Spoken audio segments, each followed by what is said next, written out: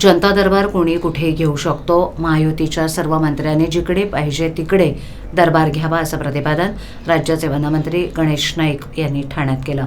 जनता दरबार म्हणजे लोकांच्या अडीअडचणी समजून घेणं आणि त्या दूर करणं. मी एकनाथ शिंदे आणि अजितदादा यांना सांगितलंय, नवी मुंबईत जनता दरबार घ्या असं देखील नाईक यांनी यावेळेला सांगितलं. गणेश नाईक यांनी ठाण्यात येऊन मागी गणेशोत्सवाला भेट दिली. वंदे मातरम संघाच्या वतीनं आयोजित करण्यात आलेल्या बाप्पाचं दर्शन नाईक यांनी घेतलं. राज्याचा कुठलाही मंत्री कुठेही जनता दरबार घेऊ शकतो असं सांगत नाईक यांनी पुन्हा जनता दरबारावर भाष्य केलं. यावेळेला आयोजक संदीप लेले, माजी नगरसेवक भरत चव्हाण इत्यादी उपस्थित होते.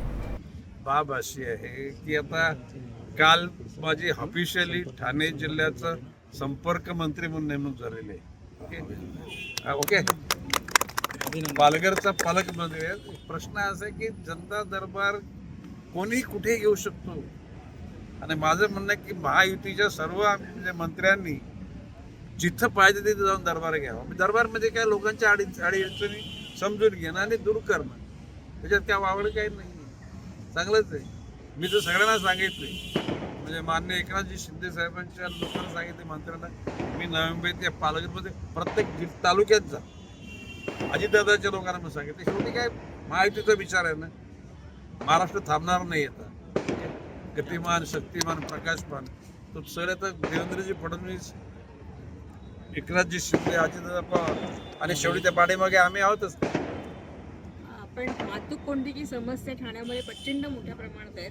जनता दरबाराच्या माध्यमातून ह्याच्या काही प्रश्नांची उकल होऊ शकते का? आज आपल्या माहिती सांगतो, मी सकाळी 10 वाजता पालघर रेस्टॉरंटला जाऊन भाईंदर पासून गुजरातच्या बॉर्डरपर्यंत जे ट्रॅफिक जाम होते त्याच्याकरता सर्व वरिष्ठ अधिकाऱ्यांना बोलवलं होतं, आणि त्या लोकांनी सांगितलं एप्रिल एंडपर्यंत किंवा मिडल मेपर्यंत तो रस्ता परिपूर्ण होईल.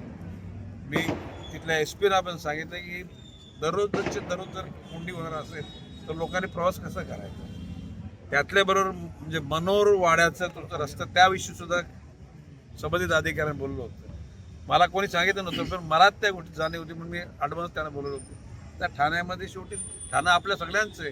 ठाण्याची सुद्धा अडीअडचणी दूर करण्याकरता गरज पडली तर संबंधित अधिकाऱ्यांना बोलवू आपण. नमस्ते, हाऊ आर यू?